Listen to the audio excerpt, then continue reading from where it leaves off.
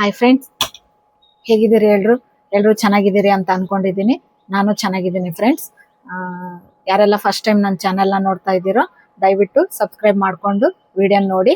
ಹಾಗೆ ವಿಡಿಯೋ ಇಷ್ಟ ಆದರೆ ಒಂದು ಲೈಕ್ ಕೊಡಿ. ಬನ್ನಿ ಇವತ್ತಿನ ವಿಡಿಯೋ ಸ್ಟಾರ್ಟ್ ಮಾಡೋಣ. ಒಬ್ಬರು ನನಗೆ ಕಮೆಂಟ್ ಹಾಕಿದ್ರು, ಬೋಟ್ ನೆಕ್ ಮಾರ್ಕಿಂಗ್ ಬಗ್ಗೆ ನಮಗೆ ತಿಳಿಸ್ಕೊಡಿ ಅಕ್ಕ ಅಂತೇಳಿ. ನಾನು ಇವತ್ತಿನ ವಿಡಿಯೋದಲ್ಲಿ ಬೋಟ್ ನೆಕ್ ಮಾರ್ಕಿಂಗ್ ಹೇಗೆ ಹಾಕೋದು, ಹೇಗೆ ಸೆಟ್ ಮಾಡ್ಕೊಳ್ಳೋದು, ಹಾಗೆ ಶೋಲ್ಡ್ರು ಎಷ್ಟು ತಗೋಬೇಕು, ಎಷ್ಟು ತಗೊಂಡ್ರೆ ಕರೆಕ್ಟಾಗಿ ಫಿಟ್ ಆಗುತ್ತೆ, ಅದ್ರ ಬಗ್ಗೆ ನಾನು ಇವತ್ತಿನ ವಿಡಿಯೋದಲ್ಲಿ ನಿಮಗೆ ತಿಳಿಸ್ತಾ ಇದ್ದೀನಿ. ಬನ್ನಿ ವಿಡಿಯೋ ಸ್ಟಾರ್ಟ್ ಮಾಡೋಣ. ನೋಡಿ ಫ್ರೆಂಡ್ಸ್, ಈ ಸ್ಯಾರಿ ಬಂದ್ಬಿಟ್ಟು ಗ್ರೀನ್ ಕಲರ್, ಬಾರ್ಡರ್ ಬಂದು green with silver mixed silver border ಬಂದಿತ್ತು. ರನ್ನಿಂಗ್ ಬ್ಲೌಸ್ ಇರೋದ್ರಿಂದ ನಮ್ಮ ಶಾಪ್ ಪಕ್ಕದಲ್ಲೇ ಇರೋದು ಅವರು ಅಂಗನವಾಡಿ ಟೀಚರ್.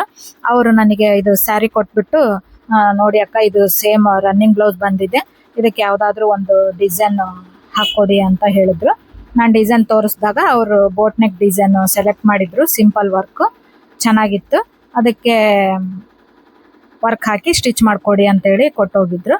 ನನಗೆ ಕಮೆಂಟಲ್ಲಿ ಒಬ್ಬರು ಬೋಟ್ ನೆಕ್ ಮಾರ್ಕಿಂಗ್ ಮಾಡೋದ್ರ ಬಗ್ಗೆ ತಿಳಿಸ್ಕೊಡಿ ಅಂತೇಳಿ ಕೇಳಿದ್ರು. ಹಾಗಾಗಿ ನಾನು ಬೋಟ್ ನೆಕ್ ಇರೋದ್ರಿಂದ ಇದನ್ನ ವಿಡಿಯೋ ಮಾಡ್ಕೊಳ್ಳೋಣ ಅಂತೇಳಿ ಮಾಡ್ತಾ ಇದ್ದೀನಿ.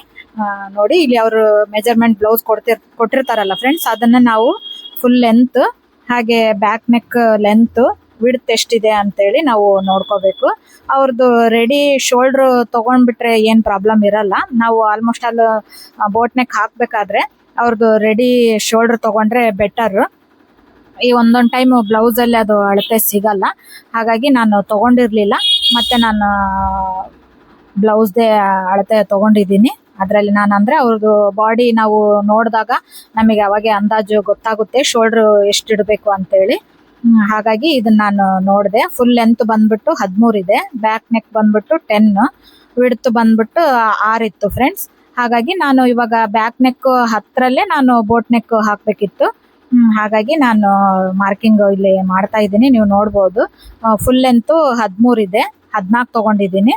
ನಾನು ಯಾವುದೇ ಡಿಸೈನ್ ಹಾಕಬೇಕಾದ್ರೆ ಫುಲ್ ಲೆಂತ್ 13 ಇತ್ತಂದರೆ 1 ಇಂಚು ಎಕ್ಸ್ಟ್ರಾನೇ ತೊಗೊತೀನಿ. ಇವಾಗ ಕಮ್ಮಿ ಇತ್ತಪ್ಪ ಅಂದರೆ ಏನು ಮಾಡೋಕ್ಕಾಗಲ್ಲ, ಜಾಸ್ತಿ ಇದ್ದರೆ ನಾವು ಅಡ್ಜಸ್ಟ್ ಮಾಡಿ ಸ್ಟಿಚ್ ಮಾಡ್ಬೋದು. ಹಾಗಾಗಿ 13 ತೊಗೊಂಡಿದ್ದೀನಿ, ಬ್ಯಾಕ್ ನೆಕ್ 10 ತೊಗೊಂಡಿದ್ದೀನಿ. ವಿಡ್ತ್ ಬಂದ್ಬಿಟ್ಟು ಅವ್ರದ್ದು 5 ಇತ್ತು. ಬೋಟ್ ನೆಕ್ ಇರೋದ್ರಿಂದ ನಾವು 5 ತೊಗೊಂಡ್ರೆ ಅದು ರೌಂಡ್ ಪ್ಯಾಟ್ರನ್ ಬರುತ್ತಲ್ಲ ಫ್ರೆಂಡ್ಸ್, ಅದು ತುಂಬ ಚಿಕ್ಕದಾಗ್ಬಿಡುತ್ತೆ. ಹಾಗಾಗಿ ನಾನು 6, 6.5, 7ವರೆಗೂ ನೀವು ಇಟ್ಕೋಬೋದು, ಏನು ತೊಂದರೆ ಇಲ್ಲ. ಈಗ ಡೀಪ್ ನೆಕ್ ಆದರೆ ನಾವು 5, 5.5 ಇಟ್ಕೊಂಡ್ರೆ ನಡೆಯುತ್ತೆ. ಇದು ಬೋಟ್ ನೆಕ್ಕಿಗೆ ನಾವು ಅಷ್ಟು 5 ಇಟ್ಕೊಂಡ್ಬಿಟ್ರೆ ಭಾಳ ರೌಂಡ್ ಕಮ್ಮಿ ಅನಿಸ್ಬಿಡುತ್ತೆ. ಹಾಗಾಗಿ ನಾನು 6, 7ವರೆಗೂ ನಾನು ವಿಡ್ತ್ ಇಟ್ಕೊತೀನಿ. ಹಾಗೆ ನೆಕ್ ಲೆಂತ್ ಬಂದ್ಬಿಟ್ಟು 10ರಲ್ಲೇ ನಾನು ಬೋಟ್ ನೆಕ್ ಮಾಡಬೇಕಿತ್ತು. ಅವ್ರದ್ದು ಶೋಲ್ಡ್ರು ತೊಗೊಂಡಿರಲಿಲ್ಲ ನಾನು. ಬ್ಲೌಸ್ ಮೆಜರ್ಮೆಂಟ್ ಪ್ರಕಾರ 7, 7.5 ಬರ್ತಾ ಇತ್ತು. ಹಾಗಾಗಿ ನಾನು 8 ತೊಗೊತಿದ್ದೀನಿ, ಶೋಲ್ಡ್ರ್ 8 ತೊಗೊಂಡಿದ್ದೀನಿ. ಬ್ಯಾಕ್ ನೆಕ್ ಲೆಂತ್ ಬಂದ್ಬಿಟ್ಟು 10, ವಿಡ್ತ್ ಬಂದ್ಬಿಟ್ಟು 6.5, 7ವರೆಗೂ ನೀವು ತೊಗೋಬೋದು.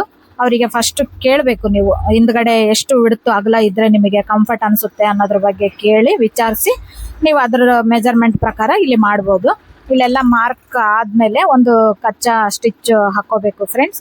ಏನಕ್ಕಪ್ಪ ಅಂದರೆ ನಾವು ಮಾರ್ಕಿಂಗ್ ಮಾಡಿರ್ತೀವಲ್ಲ, ಅದಕ್ಕೆ ಕರೆಕ್ಟಾಗಿ ಅದು ಲೆಂತ್ ಅಂದರೆ ಬ್ಯಾಕ್ ನೆಕ್ ಅಗಲ ಉದ್ದ ಕರೆಕ್ಟಾಗಿ ಬರುತ್ತೋ ಇಲ್ಲೋ ಅನ್ನೋದ್ರ ಬಗ್ಗೆ ನಮಗೆ ಇದು ಗೊತ್ತಾಗುತ್ತೆ. ಹಾಗಾಗಿ ನಾನು ಕಚ್ಚಾ ಮಾರ್ಕ್ ಒಂದು ಹಾಕ್ಕೊತಾ ಇದ್ದೀನಿ.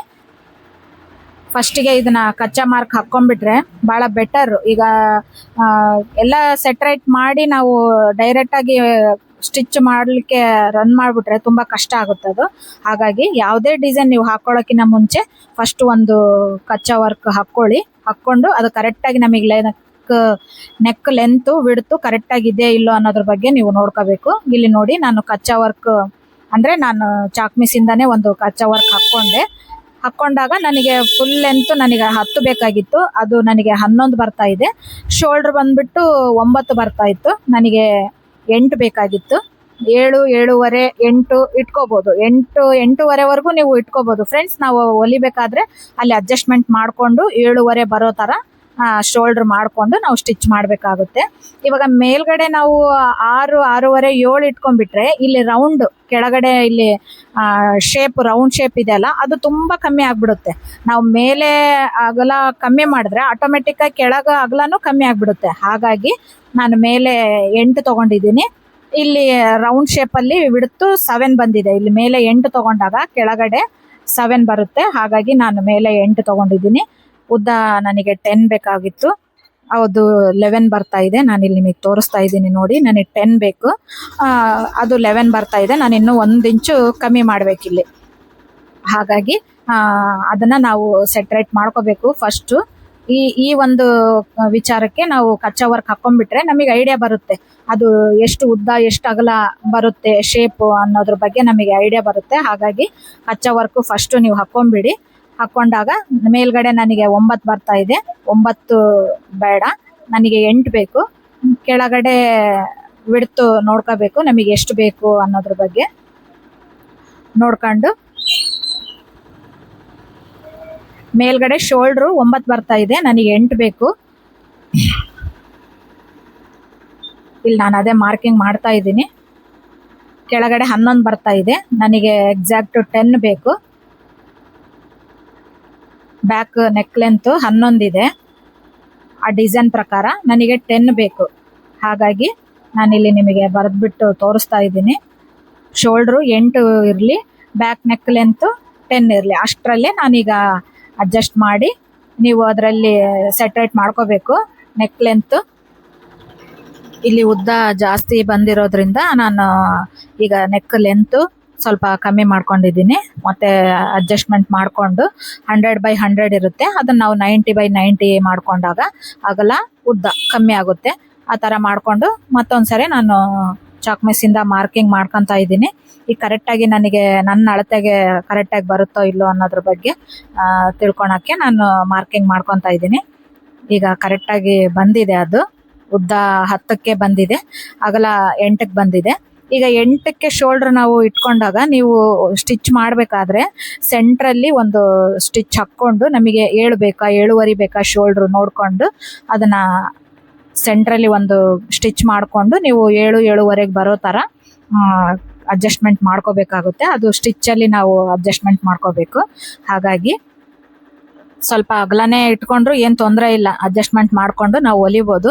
ತೀರಾ ಬೋಟ್ ನೆಕ್ಕಲ್ಲಿ ತೀರಾ ಶೋಲ್ಡ್ರ್ ಚಿಕ್ಕದಾಗ್ಬಿಡುತ್ತಂದರೆ ನಮಗೆ ಶೋಲ್ಡ್ರ್ ಹತ್ರ ತುಂಬ ಹಿಡ್ಕೊಂಡಂಗೆ ಆಗುತ್ತೆ, ತುಂಬ ಟೈಟ್ ಆಗಿಬಿಡುತ್ತೆ. ಹಾಗಾಗಿ ಇಲ್ಲಿ ನಾನು ನಿಮಗೆ ತೋರಿಸ್ತಾ ಇದ್ದೀನಿ ನೋಡಿ, ಈ ಶೋಲ್ಡ್ರ್ ಬಂದ್ಬಿಟ್ಟು ನಾವು ಅಂದರೆ ಬೋಟ್ ನೆಕ್ಕಿಗೆ ಡೋರಿ ಇಟ್ಟಾಗ ಒಂದು ಅಳತೆ ತೊಗೊತೀವಿ, ಡೋರಿ ಬಂದಿಲ್ಲಪ್ಪ ಅಂದಾಗ ಒಂದು ಅಳತೆ ತೊಗೊತೀವಿ, ಡೋರಿ ಇಲ್ಲ ಅಂದಾಗ ಒಂದು ಅಳತೆ ಬರುತ್ತೆ ಫ್ರೆಂಡ್ಸ್. ಅದು ಯಾಕಂತೇಳಿ ನಾನು ನಿಮಗೆ ಹೇಳ್ತೀನಿ.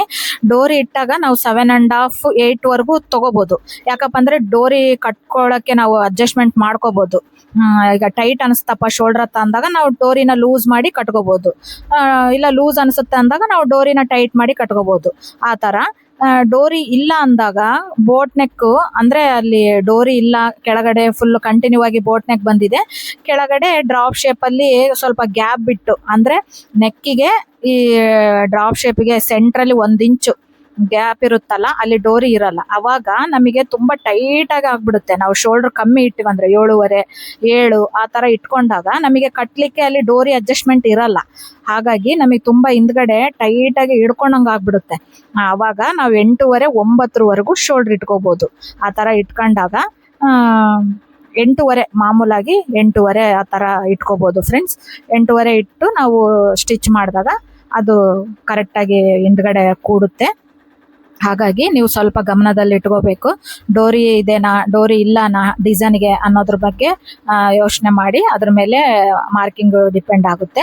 ಈ ಥರ ಬೋಟ್ ನೆಕ್ಕಲ್ಲಿ ಈ ಅಡ್ಜಸ್ಟ್ಮೆಂಟ್ ಇರುತ್ತೆ ಫ್ರೆಂಡ್ಸ್. ಹಾಗಾಗಿ ಸ್ವಲ್ಪ ನೋಡ್ಕೊಂಡ್ಬಿಟ್ಟು ನೀವು ಮಾರ್ಕಿಂಗ್ ಮಾಡಿ ಬೋಟ್ ನೆಕ್ಗೆ ಡಿಸೈನ್ ಹಾಕಬೇಕಾಗುತ್ತೆ.